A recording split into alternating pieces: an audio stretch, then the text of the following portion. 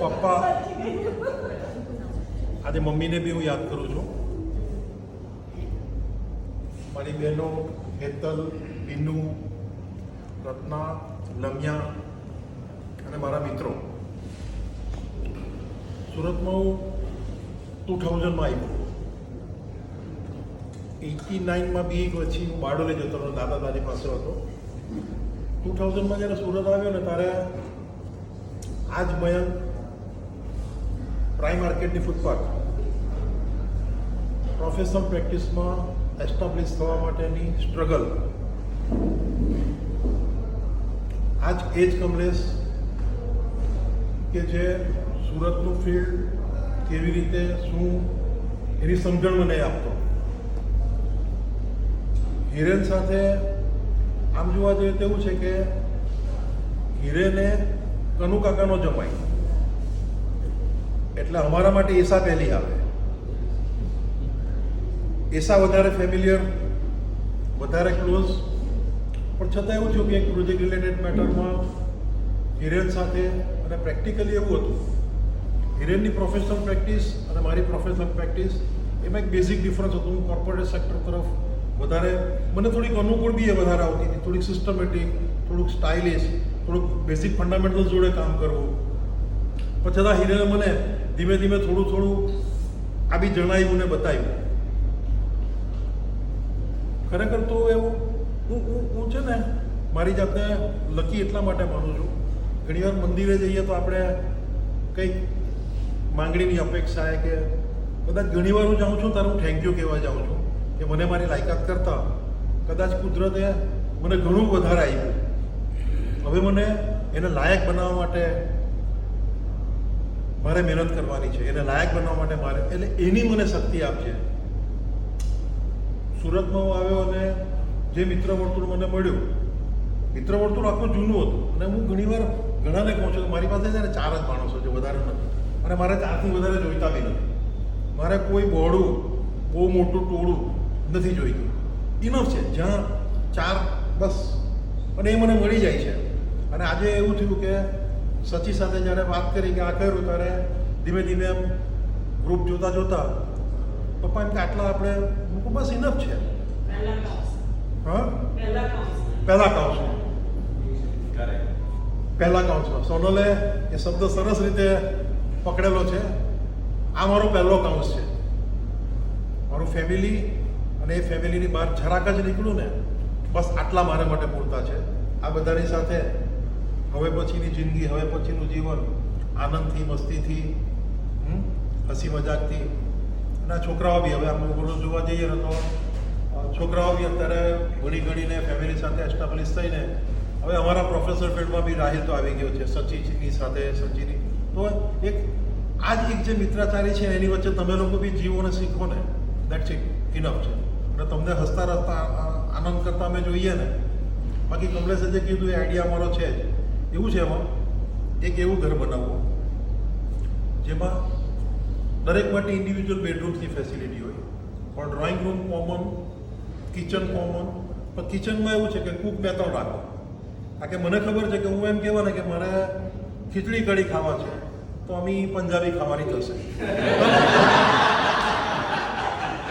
Fundamental fact છે, fundamental fact. તો ઘણી મને નીતાએ મને એવું કીધું, પણ એમ કે પછી હારા કે તમારું જ કહ્યું બધું ભેગું ના, એવું નહીં. ખીચડી કઢી પણ બને અને પંજાબી પણ બને, એની રીતે, હું મારી રીતે. ડ્રાઈવર રાખવાના, 2-3 ગાડી રાખવાની. હા, કમ્યુનિટી છે. હા, એક એવું એક સેન્ટર બનાવવું જોઈએ. કારણ કે હું બી 2D ક્લબમાં છું, હિરેન બી 2D ક્લબમાં છે, આ બી 2D ક્લબમાં છે. હવે ભરત બી અત્યારે છોકરાની વહુ વેલ એસ્ટાબ્લિશ એપલ અને ગૂગલ જોડે મેરેજ કર્યા છે લોકો, એમેઝોન જોડે. તો હવે એ પણ આઈ ડોન્ટ થિંક પાછા હાથમાં આવશે. એટલે તમે બી હવે અમારી જોડે. હવે ખેલરને બી અત્યારે જે રીતે જોઈએ છે કેમ નથી આવ્યું એ મને ખબર છે.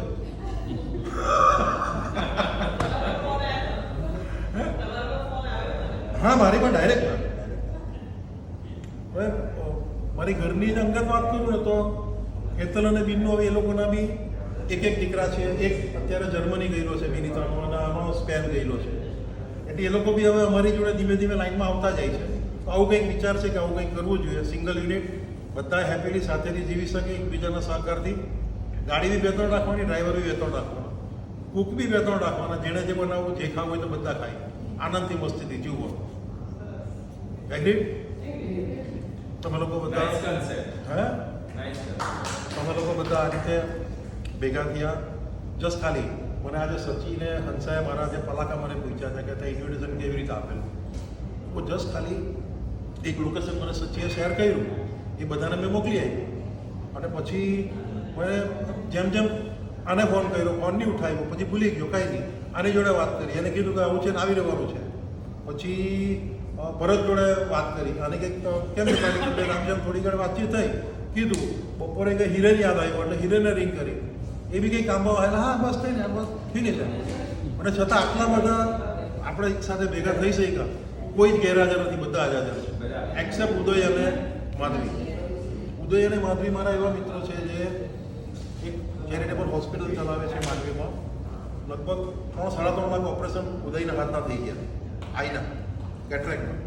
અને એ ચેરિટેબલ હોસ્પિટલ એવી છે, તમારો કોઈ પણ જાણીતું સંબંધી આર્થિક રીતે કોઈક મુશ્કેલીમાં હોય, જસ્ટ ખાલી ઉદયને ફોન કરી દેવાનો, પેશન્ટની ટ્રીટમેન્ટ થઈ જશે. ગુજરાતની સારામાં સારી ગણાતી જે 5 હોસ્પિટલો છે ને તેમાં એનો નંબર 1 આવે છે. હું બી એનો ચેરિટી એના ટ્રસ્ટમાં છું, મયંક બી એ ટ્રસ્ટમાં છે. આવા મિત્રો છે મારા. બસ કુદરત આપે ને બીજું હું આપવાની. હવે છેલ્લે વાત કરું મારા વેવાઈની. વેવણને તો તમે જોઈ લીધા. અમારા વેવાઈ બિચારા થોડાક નરમ છે, ચાલે છે એટલે ગાડું ચાહેલા ગબડા કરે તો ચલાવ્યા રાખે. તકલીફ પડે તો કેજો, અમે બેઠેલા જ છીએ. રત્ના મારી સાથે 25 વર્ષમાંથી જોડાઈ મળી. એક બેન તરીકે એક ફેમિલી મેમ્બર બની ગઈ. રત્ના છે, અમ્મા છે. લમ્યા પણ લગભગ 25 વર્ષ પછી અમે લોકો પાછા રીએસોસિએટ થયા. અને છતાં એવું છે કે મમ્મા હોય કે મૃતુજા હોય કે કંઈ એવું લાગતું જ નથી કે આટલા વર્ષો પછી મળ્યા આ છે. બસ ફરીથી એ લિંક અમારી ચાલુ થઈ. બસ એ જ બોન્ડિંગ જોડે જીવીએ છીએ. આપણે એ જ બોન્ડિંગથી કન્ટિન્યુ રાખશું. Thank you. મારો મિત્ર નિકેશ, એને છેલ્લે હું એટલા માટે એની જિંદગીમાં જે સંઘર્ષ બેઠીને બહાર નીકળેલો છે, એ સંઘર્ષ કદાચ આપણામાંથી કોઈ નથી બેઠો. અને છતાં એવું છે કે રોક બોટમ ત્યાંથી BSc, MSc, BEd, MEd, PhD, education સાથે પીએચડી કરીને હાઈસ્કૂલના પ્રિન્સિપાલ સુધી એ પહોંચ્યો. સાયન્સ કોંગ્રેસ સાથે વર્ક કરે છે, વિજ્ઞાન મેળાવા જોડે કામ કરે છે, એજ્યુકેશન ઇન્સ્ટિટ્યૂટમાં કામ કરે છે, અને તો રિટાયર્ડ થઈ ગયો છે. પણ અમે બાળપણથી લંગોટી હાથે ઘણા એવા દિવસો હશે કે જે અમને તેને જ યાદ છે. એ બધી બહુ મીઠી યાદો નથી, એટલે અહીંયા હું નથી કહેતો, પણ છતાં મીઠી યાદોમાં એવું છે કે એક સફળતા જે મેળવી શક્યો ને, ખરેખર એના જીવનને શીખવા જેવું છે અને સમજવા જેવું છે કે with struggle how someone can reach the top. અને આજે એક રેપ્યુટેડ રિટાયર્ડ પ્રિન્સિપલ તરીકેની હેસિયતથી બરાબર એની જીવન સંગીની ભાવના મળી ગઈ છે. મારી ગાડી લઈને નક્કી કરવા બી ગયેલા, લગ્ન કરવા બી ગયેલા, પણ ખાલી પરિસ્થિતિ મને નહીં લઈ ગયેલા. મારી જ જીપ ગયેલી, મને નહીં લઈ ગયેલા. ચાલો કઈ નહીં, હેપીલી જીવે છે. એ પણ આનંદ થયો તો બધા ભેગા થયા, મળ્યા આપણે. દીકરીઓ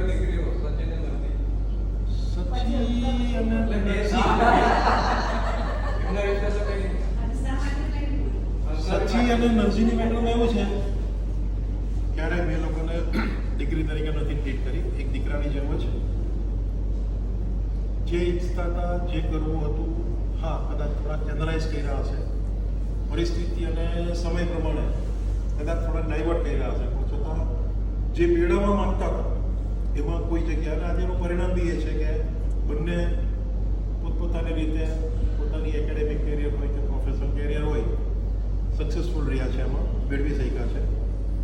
જમાઈ તરીકે ઋષભ એ જ્યારે પહેલી વાર નરેશભાઈ મને મળ્યા ત્યારે મેં સોદો કર્યો કે દીકરી તમને આપું છું, દીકરો મારો.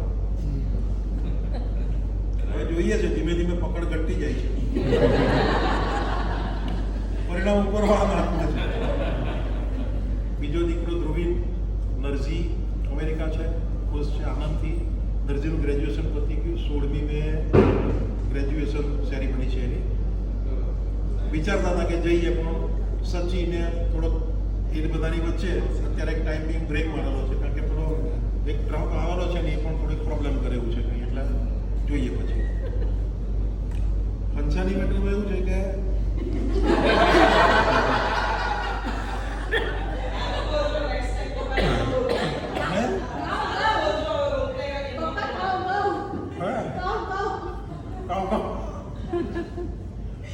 રત્નાએ જે કીધું ને એ કદાચ અશક્ય છે. ક્યારે એને મને કે હંસાને કેમ્પસમાં નહીં જોયા હોય. અક્ષય બી એનો સાક્ષી છે. અક્ષય સાક્ષીને કેમ્પસની બહાર જોઈ છે. એ તું બતાવે ગુજરાતી ભાષા કહેવાનું એવું છે કે જોયેલો તો છે, જોયેલો બીજા કોઈ નહીં જોયેલા, અમે પણ નહીં જોયેલા. ગુજરાતી ભાષા પર તારી પકડ હારી છે, પણ તું છે ને શબ્દોને ટ્વિસ્ટ નહીં કર. જે કેવું છું એ જ ભાષામાં આવવા છે ને. મારા જીવનમાં આવી એક વસ્તુ, જે ફેમિલીની પરિસ્થિતિ હતી એમાં પપ્પા mummy Surat teacher, old aged દાદા દાદી બારડોલી, એની સાથે કોણ રહી, કેવી રીતે, શું. એ દરમિયાન દાદીએ કંઈક એવું સ્ટેન્ડ લીધું કે કમલવાળો બીજો દીકરો એણે રહેવાનું છે. અને મારી મમ્મી ને પપ્પા બંને સ્વીકારી લીધું કે હા કમલ ભલે બારડોલી જતો. મેં પણ એવું નહીં વિચાર્યું કે મારી પ્રોફેશનલ કેરિયર કે એનું એસ્ટાબ્લિશમેન્ટ કે બારડોલીમાં જઈને કેરિયર એસ્ટાબ્લિશ કરવી કે સુરતમાં કરવી. તે દિવસે કદાચ એટલી અક્કલ બી નહીં હતી કે પ્રોફેસરી સુરતમાં એસ્ટાબ્લિશ થવું સારું કે બારડોલીમાં થવું સારું. હવે હિરેન દાડે નહીં મળે એટલે આરામ મને કંઈ કીધેલું નહીં એમ.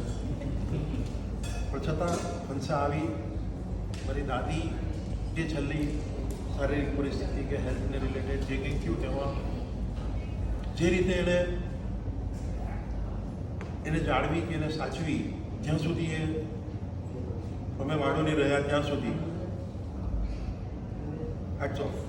કદાચ મારી ફોયા નહીં કરતે, હું ઓપનલી કહી શકું, મારી સગી મારી ફોઈઓ આ નહીં કરે જે એણે કરેલું છે. મારા સતત સંઘર્ષમય જીવનની વચ્ચે હંમેશા મેકઅપ રહી. અને બીજો એક મોટો ફાયદો એ હતો, એને મેકઅપનો શોખ નથી, એટલે મેજર બ્યુટિફિકેશન માટે મેં હું કંઈ બ્યુટી પાર્લરમાં જવું કે હેર ઘણું. એટલે હવે એમાં એવું થયું કે બધી જ રીતે મને અલ્ટિમેટલી સપોર્ટિંગ રહી. પ્રોફેશનલી સિવિલ એન્જિનિયર હતી, ઓફિસ જોઈન કરી પછી એક બેઝિક બેકઅપ બેકગ્રાઉન્ડ જેને કહેવાય ઓફિસનો, પર્ટિક્યુલરલી ડિઝાઇન ડ્રોઈંગ સેક્શન્સમાં એ કરીને બહાર નીકળી. કે જે પરિવારમાંથી આવેલી, એ પરિવારમાં કદાચ એણે એવી કલ્પના બી નહીં કરી હશે કે હું જવા ને મારે આ બધી જવાબદારી, કારણ કે કદાચ એની બી 24-25 વર્ષની ઉંમર હશે, છતાં એ 25 વર્ષની ઉંમરે એણે આખા ઘરની જવાબદારી સ્વીકારી દીધેલી મારી. ને મારી જે હેબિટ હતી તે વેચાતી મોરવાની એમ, એ તો અત્યારે થોડોક વિરોધ કરતી થઈ, કદાચ વધારે સક્ષમ થઈ છે એટલે. બાકી જે બી કંઈ આવી પડ્યું છે એને નિભાવ્યું છે. છેલ્લે મારી 2 બહેનો કેતન અને બીનુ, પપ્પાનો 165 રૂપિયા પગાર સુરત શહેરમાં 1964-65-68ની વાત. અમે 3 નાના ભાઈ બહેન. પપ્પાની જોબ, મમ્મીની સવારની, પપ્પાની સાંજની બપોરની ગાડી. અમે 3 ભાઈ બહેનો છે ને, એક પેલું કેવું એમ એવી રીતે ઉછરીને મોટા બહુ ક્લોઝલી મોટા થયા છે. એટલે ક્યારેક વચ્ચે મને એકવાર વિચારો, મેં કહેલું બી કરું કે ભાઈ તમે 2-3 ટાઈમ રહેવાનું આવો ને એમ ઘર ખાલી કરી નાખ્યું તમે લોકોને. એટલે ત્યાં નાનું આવે ને ત્યાર પછી એવું બને કે એના બહાને આવે રહી સાથે. જે રીતે અમે ઉછરા છીએ એ ઉછેરમાં એવું છે કે પપ્પા કે મમ્મીએ બીજી કોઈ કમી નથી રાખી. એ દિવસે બી એ જ જઈ અમને રસનો 10 પૈસાનો રસ, 25 પૈસાના સિંગદાણા, લાલા લજપતરાય બાગ પાસે ઈશાને ખબર હશે આપણા સોની ફળિયા વિસ્તાર એ પેલું 5 પૈસાનું ચૂરણ દિલબાર ચૂરણ 10 પૈસા એ આવતો તો બધા બાઇક ઇલેક્ટ્રિક 25 પૈસાની શેરડી પેલો છોલીને કાપીને ઘણી બધી વસ્તુઓ. અને એવું છે કે હેતલ અને બિનનું બંને પણ અમારામાં કેવું છે કે એકબીજાને આમ માનસિક રીતે કદાચ અત્યારે એટલું રૂબરૂ નથી મળાતું કે આપણો માનસિક સપોર્ટમાં એવું કંઈ પણ હોય ને ઇનડાયરેક્ટલી ડાયરેક્ટલી તો. અને એમાં વિજય કે હોય કે અક્ષય હોય એ લોકોનું બંનેનું કોઓપરેશન એવું છે કે ક્યારેય કોઈ ગટર એવી નથી બની કે એમાં કોઈ સંજોગોમાં હેતલ કે બીજું આવતા. અને હું તો એવી અપેક્ષા રાખું છું કે પપ્પા હયાત હોય કે નહીં હોય આ ઘર તમારું જ છે, અહીંયા જ આવવાનું અને તમારા સિવાય મારો કોઈ નથી. વિજય બરાબર. તમારી થોડીક ફિલિંગ હતી તમારી બધા જોડે મેં શેર કરી. બસ આવી રીતે મળતા રહીએ, જીવતા રહીએ.